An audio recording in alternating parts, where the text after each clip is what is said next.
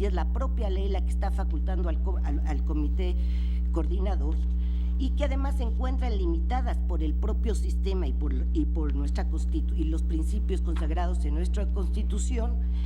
Si no le reconocemos estas facultades a los órganos encargados de establecer la normatividad y diseño de los formatos respectivos, se estaría transgrediendo o tergiversando el objetivo de su creación al convertirlos en meros entes observadores y no partícipes del Sistema Nacional Anticorrupción. Y quiero destacar que la propia ley establece que los formatos relativos se realizan bajo la propuesta de un ente con legitimidad constitucional, como lo es el Comité de Participación Ciudadana. En este sentido, yo también votaría por la validez de los preceptos impugnados. Gracias, señor presidente. Gracias, señora ministra. Me permiten, voy también a expresar mi opinión al respecto. Tengo aquí una nota para ser breve y concreto. El proyecto analiza dos aspectos de constitucionalidad. El primero es la violación al principio de máxima publicidad y el segundo, violación al principio de reserva de ley. Para mi posicionamiento me referiré de manera diferenciada a cada uno de ellos. En primer lugar, comparto, como se establece en el proyecto, la declaración de validez del artículo 29 de la Ley de Responsabilidades al considerar que no se viola el principio de máxima publicidad en la porción normativa que establece. Las declaraciones patrimoniales y de intereses serán públicas, salvo los rubros cuya publicidad pueda afectar la vida privada o los datos personales protegidos por la Constitución. Hasta aquí el texto de la norma. Pues, por un lado, la restricción que establece al derecho de acceso a la información es acorde a las previstas con el artículo 6º de la Constitución Federal y, por otro, dicha restricción no merma o quita eficacia a la finalidad de la reforma constitucional en materia de anticorrupción. En efecto, el objeto de la reforma consistió en establecer los mecanismos para la prevención, corrección e investigación de responsabilidades administrativas de los servidores públicos para evitar la corrupción, y por esa razón resulta necesario que se haga pública más información de un servidor público que la que corresponda, desde luego, a un particular. Si bien la calidad propia del servidor público lo ubica en un automático plano, si no ajeno a la de un ciudadano ordinario, quizá en uno distinto, pues a propósito de su función le son reconocidas una serie de obligaciones y facultades bien especificadas. No creo que por ese motivo ciertos datos estrictamente pertenecientes al ámbito privado del servidor público como persona humana deban considerarse publicitadas dada esa sola calidad, la de servidor público, y no lo encuentro porque no hay ninguna disposición constitucional ni de convención alguna que pueda sostener o sustentar una distinción a partir de la calidad de ser humano distinto o de sus derechos distintos por ser un servidor público. Es decir, hay un espacio ajeno a la función del servidor que, a mi entender, no puede alterarse por ser indisponible hacia terceros, en tanto que la vía privada de la persona, aunque sea servidor público, es ajena a su función y por lo tanto inaccesible o no divulgable. Y en ese sentido, retomando el objeto de la reforma constitucional, dentro de las declaraciones patrimoniales y de intereses que están obligados a presentar los servidores públicos, existe información que no resulta necesaria para cumplir con el fin de dicha reforma. Máxime, que dar a conocer datos que no sean relevantes para determinar si los servidores públicos inciden en actos de corrupción, no solo pondría en riesgo el derecho a la vida privada de estos, a la inviolabilidad del domicilio, a la vida e integridad personal, sino también dicha vulneración se podría hacer extensiva a terceros, pudiendo ser, por ejemplo, sus propios familiares. El espectro de protección a la vida privada de los servidores públicos no desaparece por la función pública que desempeñan, y si bien, en atención a su labor pública, el umbral de protección a ese derecho se ve disminuido o atenuado, siguen de todos modos teniendo la calidad de seres humanos y por tanto siguen siendo sujetos de todos los derechos que la Constitución Federal e incluso los tratados de derechos humanos tutelan. En segundo lugar, la propuesta analiza el contenido del artículo 29 en la parte que señala: El Comité Coordinador, a propuesta del Comité de Participación Ciudadana, emitirá los formatos respectivos, garantizando que los rubros que pudieran afectar los derechos aludidos queden en resguardo de las autoridades competentes. En esa parte del proyecto votaré en contra de la propuesta, pues considero que el artículo 29 de la Ley General de Responsabilidades Administrativas, contrario a lo que se propone, sí viola el principio constitucional de reserva de ley. El artículo 108 de la Constitución establece: los servidores públicos a que se refiere el presente artículo estarán obligados a presentar, bajo protesta de decir verdad, su declaración patrimonial y de intereses ante las autoridades competentes y en los términos que determine la ley. Hasta ahí la cita. Como se ve, la Constitución es clara en determinar que será el legislador, y en este caso el legislador federal, y no otro órgano, cualquiera que sea su naturaleza, el competente para establecer los parámetros sobre los cuales se emitirán los formatos de las declaraciones patrimoniales y de intereses de los servidores públicos. No necesariamente el formato, pero sí los parámetros específicos que den certeza a la forma y contenido que tendrán dichos formatos. Y es que, a mi juicio, no podría ser de otra manera en atención a los derechos que se encuentran en juego en el discernimiento de lo que deberá considerarse como información pública o privada. Insisto, es el legislador a quien en principio le corresponde establecer los lineamientos y elementos sobre los cuales los derechos de acceso a la información y vida privada encuentren su justo equilibrio. Y de nuevo reitero, no que se establezcan en la ley los formatos mismos, pero sí que se den los elementos suficientes para que haya claridad en relación con el contenido de dichos formatos. No desconozco que el artículo 6 de la Constitución y el 103 y 116 de la Ley General de Transparencia y Acceso a la Información Pública, que determinan qué información será considerada confidencial y reservada, pudieran considerarse parámetros generales sobre los que se pueda comenzar a abordar sobre lo que resulta información pública o privada en las declaraciones. Sin embargo, considero que dichas disposiciones no son suficientes para cumplir con el mandato establecido en el 108 de la Constitución Federal. Los parámetros, lineamientos o elementos para la realización de los formatos de las declaraciones de intereses o patrimoniales de los servidores públicos deben estar establecidos de manera específica por el legislador federal. Bajo esas premisas, considero que el Comité Coordinador del Sistema Nacional Anticorrupción no tiene competencia para determinar esos parámetros sobre los cuales se emitirán los referidos formatos. Lo anterior para mí se corrobora con el contenido del artículo 113, fracción tercera de la Constitución, que establece las facultades de ese comité. Por ejemplo, dice el artículo 113, en el inciso A de la fracción tercera, tiene facultades el Comité Coordinador para el establecimiento de mecanismos de coordinación de los sistemas locales. B, el diseño y promoción de políticas integrales en materia de fiscalización y control de recursos públicos, de prevención, control y disuasión de faltas administrativas y hechos de corrupción, en especial sobre las causas que los generan. C, determinación de los mecanismos de suministro, intercambio, sistematización y actualización de la información que sobre estas materias generen las instituciones competentes de los órdenes de gobierno. D, el establecimiento de bases y principios para la efectiva coordinación de las autoridades de los órdenes de gobierno en materia de fiscalización y control de recursos públicos. E, la elaboración de un informe anual que contenga los avances y resultados del ejercicio de sus funciones y de la aplicación de políticas y programas de la materia. Incluso, aclara el artículo, derivado de este informe, se podrán emitir recomendaciones no vinculantes a las autoridades con el objeto de que adopten medidas dirigidas al fortalecimiento institucional para la prevención de faltas administrativas y hechos de corrupción, así como para el mejoramiento y desempeño del control interno. Las autoridades destinatarias de las recomendaciones informarán al comité sobre la atención que brinden a las mismas. En general, como se ve, las facultades del Comité Coordinador no tiene absolutamente ninguna facultad de expedir normas, cuando más unas recomendaciones no vinculantes, sino solamente lineamientos administrativos y de coordinación, y en ningún momento se le faculta para reglamentar el derecho de acceso a la información y vida privada de los funcionarios públicos.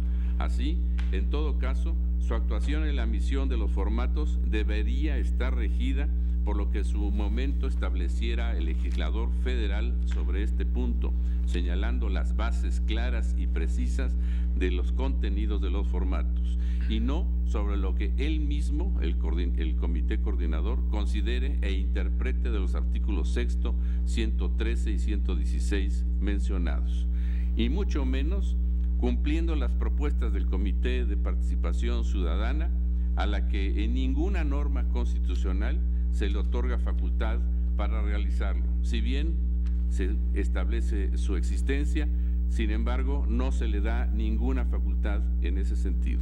Por lo expuesto, no comparto la propuesta y considero que el artículo 29, en la parte que señala que será el Comité Coordinador quien emita los formatos de las declaraciones de intereses y patrimoniales de los servicios públicos, viola para mí el principio constitucional de reserva de ley. Tiene la palabra el señor ministro Cosío. Gracias, señor presidente. He preferido que todos ustedes hicieran uso de la palabra para poder dar respuesta a algunas consideraciones del proyecto, decir que lo voy a sostener esencialmente con una pequeña modificación que ayer me fue solicitada. No voy a decir quién dijo qué cosa, ya lo he mencionado en otras ocasiones, eso es un muy buen motivo para alargar una discusión en muchas ocasiones de forma innecesaria. Voy a tomar los argumentos globales y de esa forma trataré de dar respuesta a estas cuestiones. En primer lugar, ayer se decía que no se dio respuesta en el proyecto al tema de la reserva de ley y los tipos administrativos sancionadores en blanco. La razón de esto es doble y sí creo que está respondido. En la página 10 del proyecto se dice conclusión de los conceptos de invalidez planteados. Si vemos lo que dice en esa página 10, último párrafo, me parece que los diputados accionantes lo que hacen a final de cuentas es venirse a quejar del problema general del artículo 29 y no de la totalidad del sistema. Creo que entonces quedan subsumidos estos problemas de reserva de ley y tipo en blanco en las condiciones de facultades que tiene el Comité de Participación y el Comité Coordinador. Me parece que desde ese enfoque, en los párrafos 58, 59 y 64 está respondido integralmente este tema. Lo que en principio estamos diciendo es que el principio de reserva de ley no es una mera exigencia formal relativo a que toda la regulación tenga que estar a ese nivel legal y en una ley específica, sino lo que implique la existencia de una referencia material constitucional y suficiente para elaboración de los formatos y de otro tipo de disposiciones administrativas. Entonces, que no haya yo tomado uno por uno estas cuestiones, me parece que es un problema de decisión en la forma en que se englobaron estos elementos y que creo que están contenidos. El segundo tema que me parece más interesante es este que se ha estado discutiendo como parte ya de la competencia que tiene el comité y que tiene el Comité Coordinador y el Comité de Participación. ¿Por qué razón? Al final del día, creo que toda la discusión tiene un punto específico y es este. Tiene que estar contenido en la ley como enumeración o como elemento general de reserva de ley la totalidad de los elementos del Sistema Nacional Anticorrupción, o es factible que algunos de estos elementos, que no normas, estén desarrollados por el Comité Coordinador, a final de cuentas, a propuesta del de Participación. Este me parece que es donde ha estado gravitando la discusión desde hace varias sesiones. Creo que una cosa son las normas jurídicas y otra cosa son los formatos mediante los cuales esas normas jurídicas se ejercen. En una gran cantidad de casos fiscales, casos aduaneros, etcétera, y aun cuando el artículo 31, fracción cuarta, nos está exigiendo la satisfacción de un principio de legalidad en materia de los elementos esenciales de los tributos, Nosotros como Suprema Corte hemos estado diciendo que no necesariamente tienen que estar en el Código Fiscal o en alguna de las leyes correspondientes a los propios tributos la totalidad de los elementos, de los formularios o de las consideraciones. Eso sería tanto como pedirle al legislador también que nos estableciera cuáles son las condiciones en ley, por ejemplo, de la declaración del impuesto sobre la renta o las retenciones que se hacen del impuesto al valor agregado o algunas otras cuestiones así. Creo que el sistema está determinando es que en ley tienen que estar los elementos determinantes, los elementos nucleares, decía la ministra Piña en su intervención hace un momento, pero no significa que la totalidad de los elementos, no siquiera sé si son normativos, sino de realización normativa, que me parece importante diferenciar, están ahí. A final de cuentas, ¿qué es lo que hace el comité coordinador? No decide qué información es pública y qué información es reservada, sino que de acuerdo con los preceptos constitucionales, en particular el sexto, y los artículos 103 y 116 de la Ley de Transparencia, aquí es donde está el matiz, debe garantizar que las autoridades competentes resguarden los rubros de información reservada. Y aquí también me parece que entra la determinación. Esto no le concede a este comité una facultad regulatoria, sino únicamente decidir dentro de la información que es constitucional y legalmente determinada como pública o como reservada, de qué forma los formatos garantizan el que se permita el resguardo de esa información. Entonces creo que esto no pasa por el comité en el sentido de decir más allá si está el consejo o no pasa por el comité decir esto lo voy a considerar público o privado, simplemente decir de qué forma emito los formularios o los formatos para el efecto de que esto quede de esa forma señalada. Ahora, se señaló también el amparo en revisión 599/2012. Creo que más allá de sus condiciones de aplicación, este asunto fue votado por mayoría por 7 votos. Tuvimos una votación muy fragmentada. En aquel entonces, señor ministro que estaba aquí y yo votamos en contra del proyecto. 2 de los compañeros ministros votaron por una interpretación conforme, 2 compañeros ministros no estuvieron en este caso, de forma tal que no tiene la votación idónea para hacer un precedente de acción de inconstitucionalidad. Pero más allá de ello, sí me parece que ha habido un cambio sustancial en este artículo o en este entendimiento del precedente del amparo en revisión que señalé. ¿Por qué razón? Porque sobrevino una muy grande reforma constitucional que no solo involucró al artículo sexto, no solo involucró en su momento a una determinación en este sentido, sino si uno ve el decreto de promulgación de esta reforma constitucional, pues uno verá que se reformaron los 22, 28, 73 para darle competencia a la Federación, 74, 76, 79, etcétera. Es decir, creo que no puede considerarse que un precedente judicial que interpretó el artículo sexto quede en una condición inamovible y que el sistema anticorrupción se ajuste a nuestro precedente. Creo que precisamente el precedente se tiene que leer de una forma completamente diversa una vez que se ha establecido un sistema nacional anticorrupción con la potencia que se quiso generar en este sentido.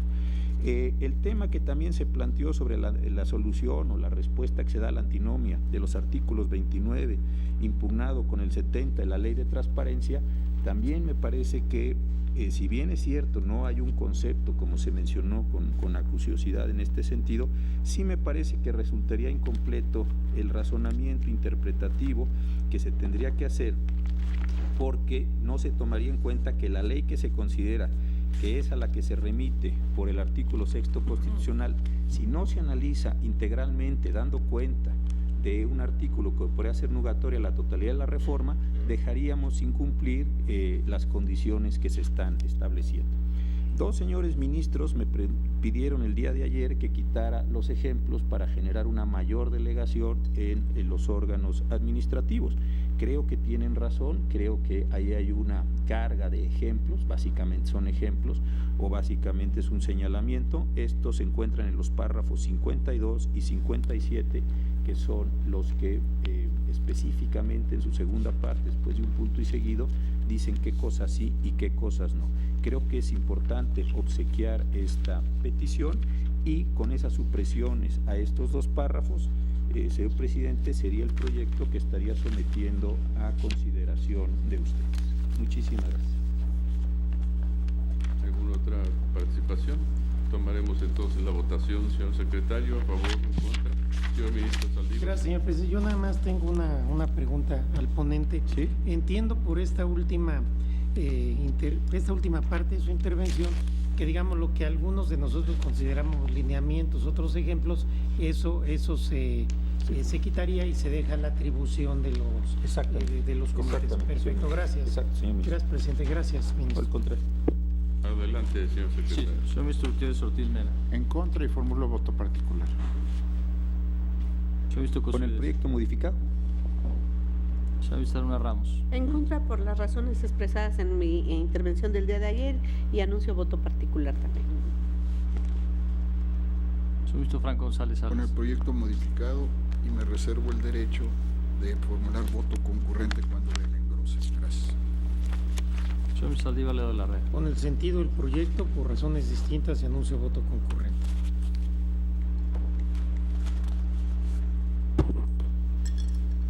Señor ministro Pardo Rebolledo. En contra del proyecto.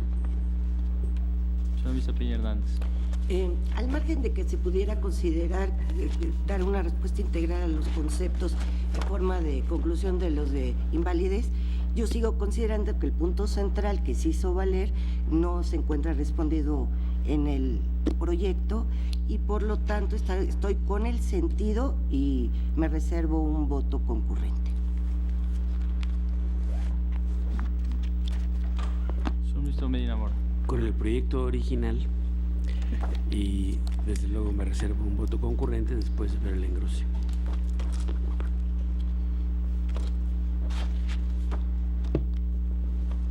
Señor ministro Lainez Con el Potisek. proyecto modificado.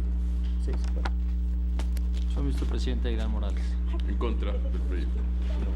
Señor ministro presidente, me permito informarle que existe una mayoría de 6 votos a favor del sentido del proyecto, con reserva de voto concurrente del señor ministro Franco González Salas, el señor ministro Saldívar Ledo de la Rea por consideraciones distintas y anuncia voto concurrente, y reserva de votos concurrentes de los señores ministros Piña Hernández y Medina Mora, quien se manifiesta a favor del proyecto original.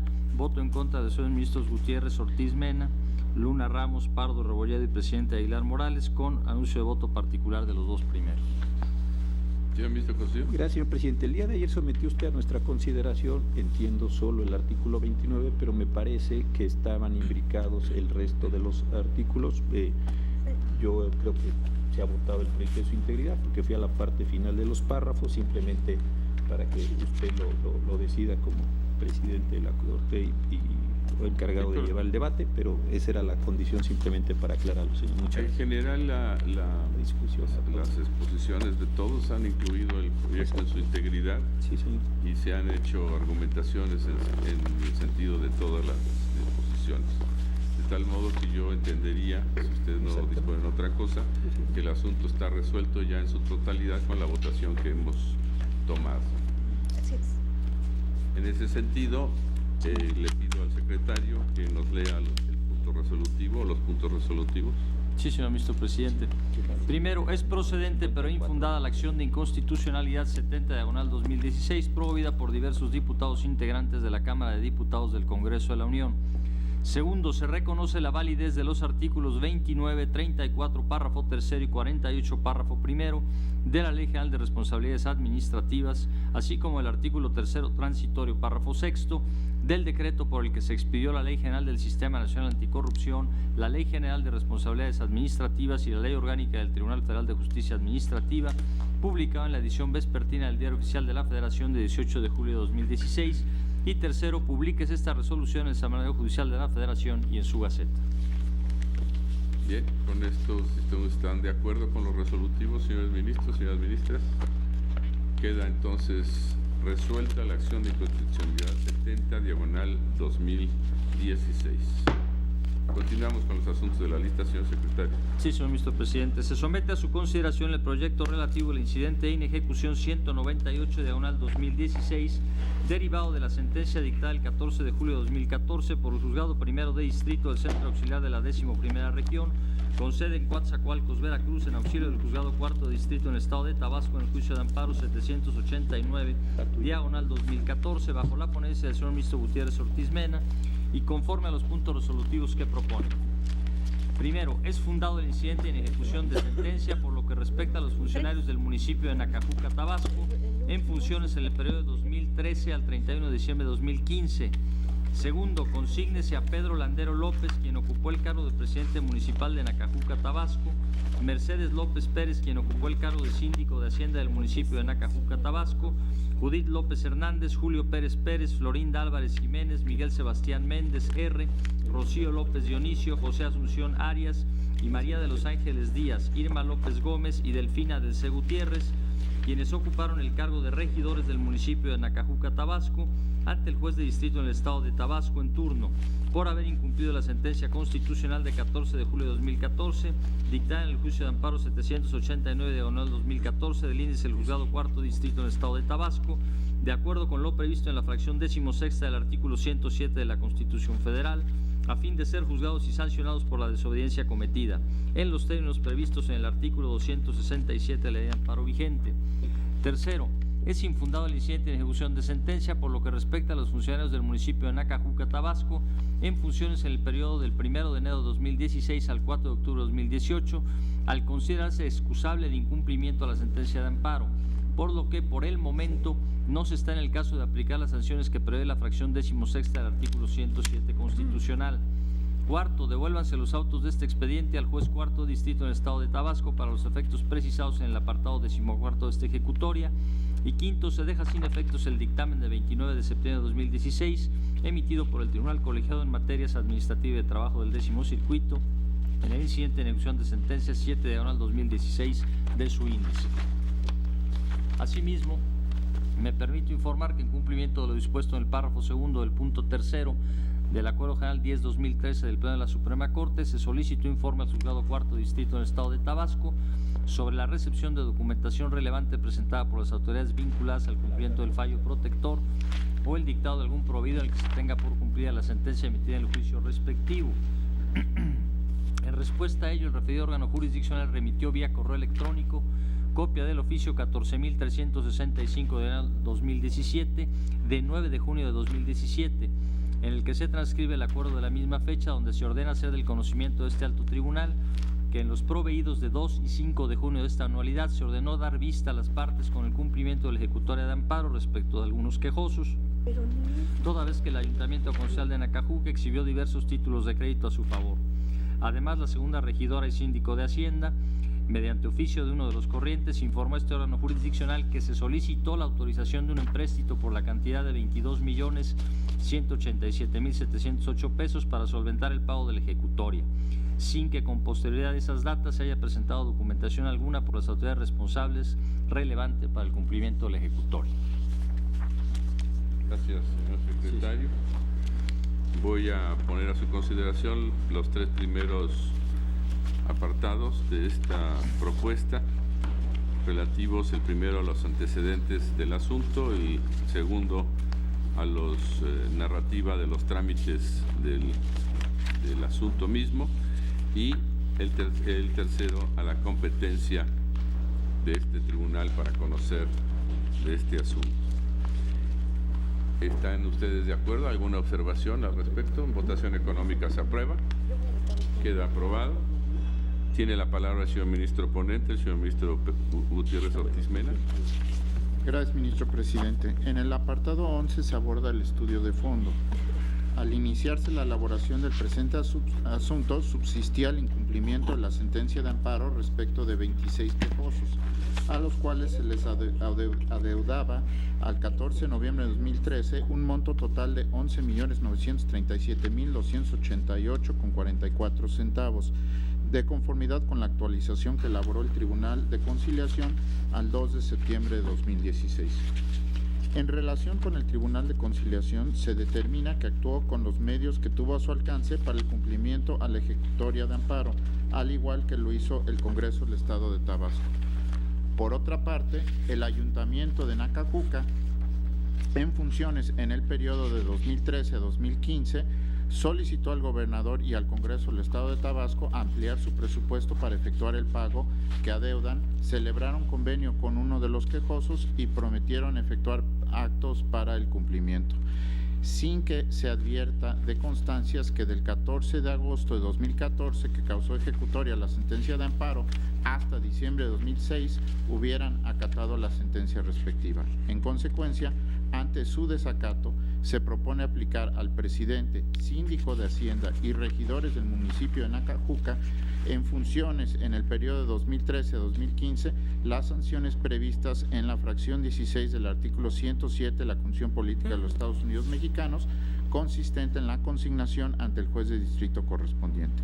Ahora bien, los funcionarios del municipio de Nacajuca, en funciones en el periodo 2016 a 2018, han celebrado en los últimos meses diversos convenios con la mayoría de los quejosos, restando solamente el pago a 9 de ellos. Han efectuado adecuaciones a sus partidas presupuestales y celebraron sesión de cabildo en la que se aprobó solicitar al Congreso del Estado la autorización de un empréstito para tales efectos. Consecuentemente, se considera que es excusable el cumplimiento parcial a la sentencia de amparo por lo que respecta al municipio de Nacajuca en funciones en el periodo 2016-2018, determinándose en consecuencia que por el momento no se está en el caso de aplicar las sanciones que prevé la fracción 16 del artículo 107 constitucional, por lo que debe dejarse sin efectos el dictamen de 29 de septiembre de 2016 emitido por el Tribunal Colegiado en el incidente en ejecución de sentencia 7/2016, sin que lo anterior se traduzca en que la sentencia de amparo quede sin cumplimentarse, por lo que deberá darse seguimiento a los actos que deberán realizar las diversas autoridades que participen en el cumplimiento de la ejecutoria de amparo. Esta es la propuesta que someto a consideración del Pleno. Gracias, señor Ministro Presidente.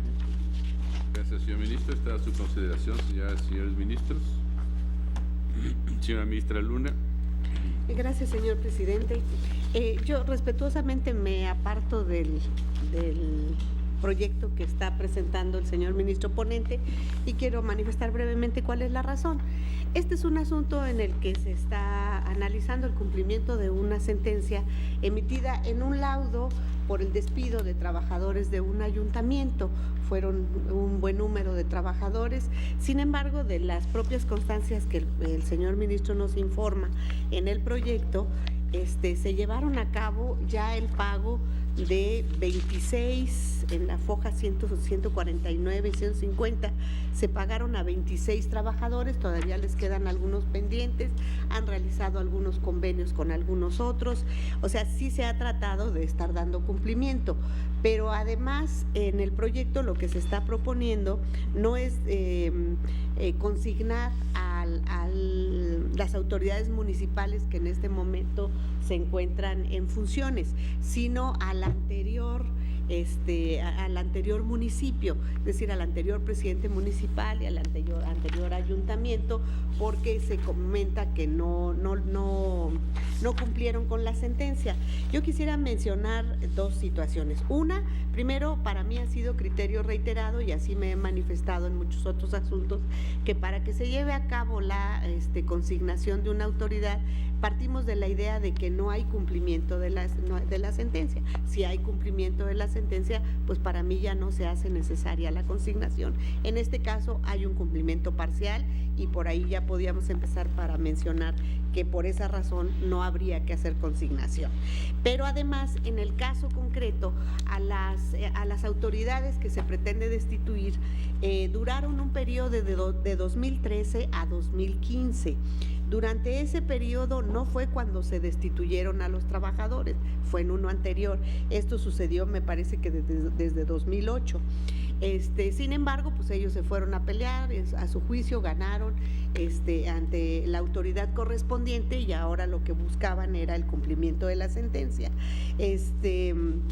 Sin embargo, a esta autoridad le corresponde ya el cumplimiento de la sentencia, y cuando ya queda prácticamente firme la determinación en el incidente de liquidación de la cantidad a la cual tienen que pagar, que no es una cantidad poca, es una cantidad importante para un municipio, pues sí puede ser complicado porque tienen un presupuesto destinado para determinadas actividades, pero el chiste es de que según el punto 16 del proyecto, esto viene a quedar firme el 26 de mayo de 2014, es decir, cuando ya estaban pues muy avanzada el periodo de esta administración.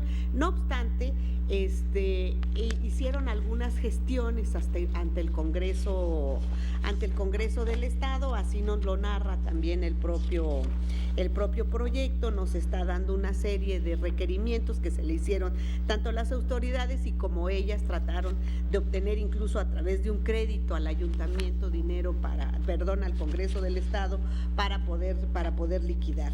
Sin embargo, esto no les fue concedido y les informan que no les van a otorgar esto hasta que está al concluirse el periodo electivo de 2014, es decir, si hablamos de que los ejercicios presupuestales son anuales, el último año de gestión que ellos tenían para poder cumplir era en 2015, ya no tenían oportunidad de obtener esta cantidad por parte del Congreso del Estado. Entonces, pues yo creo que no estuvieron realmente inmóviles en cuanto al requerimiento que se les hizo, trataron de obtener la cantidad respectiva ante el Congreso correspondiente, no se las otorgaron y bueno, con posterioridad concluyó el periodo para el cual fueron electos, llegó el nuevo presidente municipal y es el que ha estado también tratando de cumplir, como hemos visto en el proyecto que nos narra muy puntualmente el señor ministro Gutiérrez Ortiz Mena. Entonces, por estas razones, a mí me parece que consignar al ayuntamiento anterior, cuando se dieron circunstancias en las que sí trató de darle cumplimiento, pero que su presupuesto no le dio para poder pagar esta cantidad y trató de obtener del Congreso del Estado el ingreso para poder cumplir con ello, pues a mí me parece que no es una autoridad que haya hecho caso omiso al cumplimiento de la sentencia. Ello independientemente de que el nuevo ayuntamiento ya está logrando el pago de ellos y tan es así que una cantidad importante ya está pagada y siguen haciendo todo lo posible por lograrlo, y por esta razón también el proyecto no consigna ni destituye a las nuevas autoridades a las que están en este momento en funciones. Por estas razones, respetuosamente yo me apartaré del proyecto en el cual se propone la consignación de estas autoridades que ya no se encuentran en funciones y solamente estaré con el tercer resolutivo en el que se declara infundado el incidente de inejecución de sentencia por lo que respecta a los funcionarios del municipio que se encuentran actualmente en funciones. El cuarto y el quinto también no tengo inconveniente, pero sí votaré en contra del primero y el segundo cuando se declara fundado este incidente en relación con el ayuntamiento que ya no se encuentra en funciones. Gracias, señor presidente. Gracias, señora ministra. Señor ministro Franco. Gracias, señor presidente. Yo he sostenido un punto de vista muy parecido al de la ministra Luna Ramos en todos los casos. Además de esta narración que hizo, yo quiero hacerles notar que este asunto empezó mucho antes de que estuvieran en funciones a quien hoy estamos juzgando y estamos eventualmente sancionando. Y tiene una evolución en donde los propios actores estuvieron promoviendo ante los tribunales federales cuestiones a lo largo del tiempo. Ya ella dio los datos de cómo se llega hasta la última parte de 2014, ¿no?, en donde podemos considerar que ya había algo específicamente determinado en función de este caso.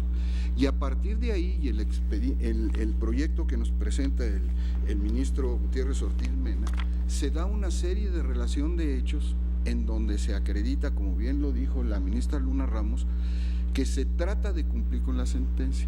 Quiero resaltar que el propio asunto señala que el presupuesto del municipio era de 23 millones de pesos. y las reclamaciones ascendían a cerca de 40 millones de pesos. Y hay constancia, inclusive de la solicitud de un crédito al Congreso del Estado para poder hacer frente a esto, que no se otorgó. Y obviamente también, pues los tiempos de las administraciones, ¿verdad?, están predeterminados y ya no fue posible obtener los recursos para hacer frente de manera total al cumplimiento de lo que tenían que cumplir.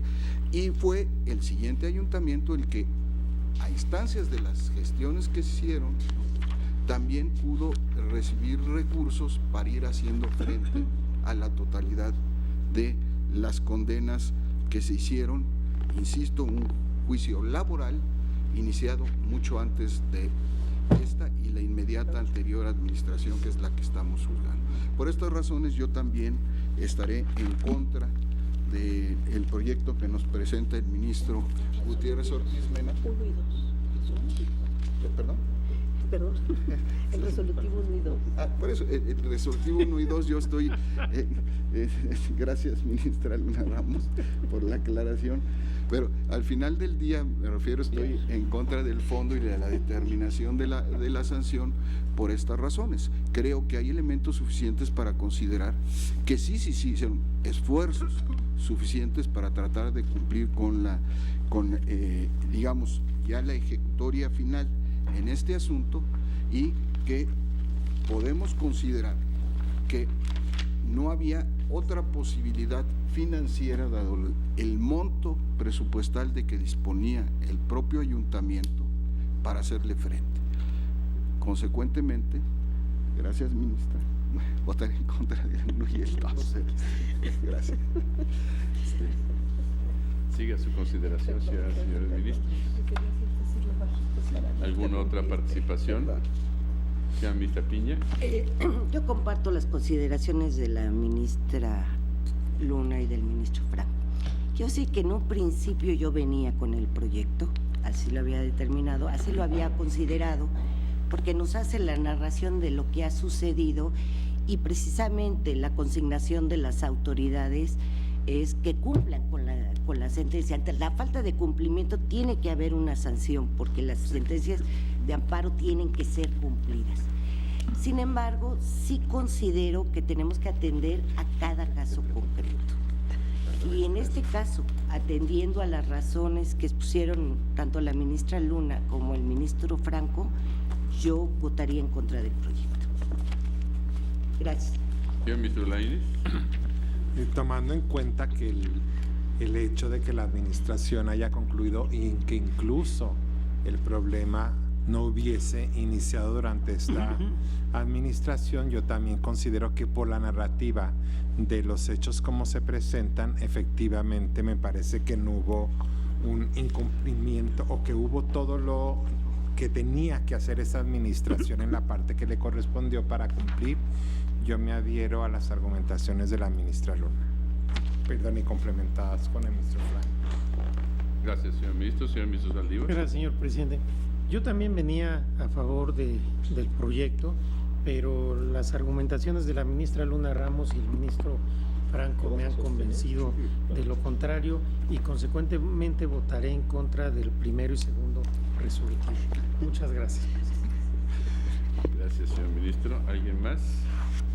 Señor ministro Gutiérrez. Gracias, ministro presidente. Yo sostendré el proyecto. Estos asuntos realmente son valoraciones de hechos conforme a los criterios de cada uno de los ministros. Para mí, la rebeldía, la contumacia del municipio es evidente en cuanto a 2013-2016. En cuanto a 2016-2018, realmente ahí es donde tuve yo la duda.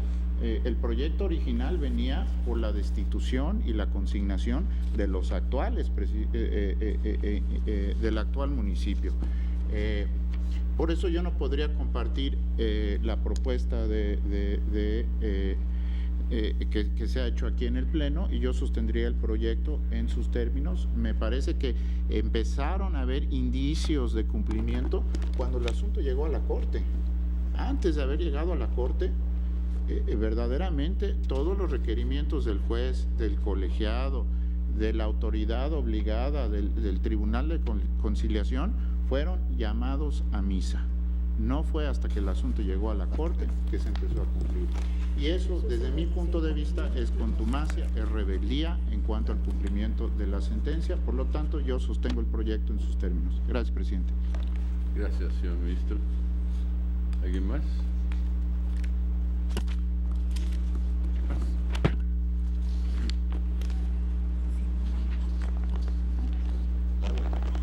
Yo sí confirmo no cambié mi dictamen original y estoy de acuerdo con la propuesta. Como dice el señor ministro Gutiérrez Ortiz Mena, el municipio, el ayuntamiento podía haber adoptado varias medidas, inclusive mejores y más eficaces para poder haber cumplido durante 1 año y 5 meses que no se hizo absolutamente nada. Por ejemplo, pudo haber solicitado financiamiento menor a 1 año que no requería autorización del Congreso, de la entidad federativa, créditos mayores a 1 año, exacto, solo pidiendo la aprobación. Podía haber pedido un empréstito con autorización del Cabildo y bastaba con ello para poderlo hacer y cumplir. Prever inclusive para los siguientes años las partidas presupuestales para solventar las obligaciones. Incluso durante el primer año de ejercicio de cada nueva administración, el presidente municipal puede solicitar al Cabildo la aprobación de la modificación y ampliación del presupuesto asignado por la anterior administración, y además los municipios pueden afectar participaciones con anuencia del Congreso para el pago de obligaciones contraídas, incluso las provenientes de recursos federales. Tenía varios elementos que pudo haber echado mano y ni siquiera los intentó, y yo sí estoy de acuerdo con la propuesta. ¿Alguien más, señores ministros? Vamos a tomar la votación. Sí, señor ministro Gutiérrez Ortiz Mena. A favor del proyecto. Señor ministro Cosío. ¿Proyecto? Señor ministro Ana Ramos. En contra de los resolutivos primero y segundo, a favor del tercero y siguientes. Señor ministro Franco González Salas. En contra de los resolutivos primero y segundo, como me indicó la ministra. Señor ministro Saldívar Álvarez. En el mismo sentido. Señor ministro Pardo Robledo. A favor del proyecto. Creo que fue peor, porque se repite más. Señor ministro Piña Hernández. En contra de los resolutivos primero y segundo. Señor ministro Medina Mora. Por el proyecto. Señor ministro Lainez Potisek. Contrario a resolutivos primero y segundo. Señor ministro presidente Edgar Morales. A favor del proyecto, en sus términos.